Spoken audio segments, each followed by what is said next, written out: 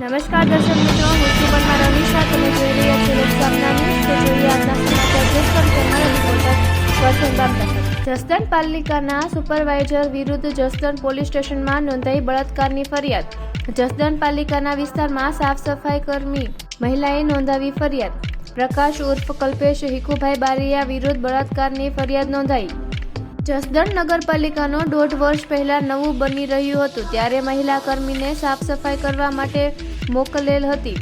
ત્યારબાદ પાછળથી વિઝિટ કરવા ગયેલ સુપરવાઇઝર પ્રકાશ ઉર્ફ કલ્પેશ બારૈયાએ મહિલાને ઘાત ધમકી મારી તેમની સાથે જબરદસ્તી બળાત્કાર ગુજાર્યો હોવાનો મહિલાનો આક્ષેપ. બળાત્કાર બાદ જો તું કોઈને કહીશ તો તને અને તારા પતિને નોકરીમાંથી છૂટા કરી દઈશ એવી ધમકી મારવામાં આવી હતી. ભોગ બનનાર મહિલાએ સમાજમાં બદનામીનો ડર અને દીકરી દીકરાના ભવિષ્યને લઈને કોઈને વાત ન કરી, પણ આ સુપરવાઇઝર દ્વારા મહિલાને અવારનવાર પરેશાન કરવામાં આવતી હતી અને ઘાત ધમકી મારી શરીર સંબંધ બાંધવાનું કહેતો હતો, પણ મહિલા તેની વાત માનતી ન હતી.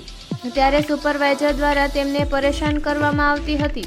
આજે મહિલા તેમના પતિ સામે રડવા લાગી અને તેમની સાથે બનેલી બળાત્કારની ઘટનાની વાત જણાવતા મહિલા કર્મીનો પતિ ગુસ્સે થયો અને જસદણ પોલીસ સ્ટેશન ફરિયાદ કરવા માટે મહિલા કર્મીને લાવ્યો.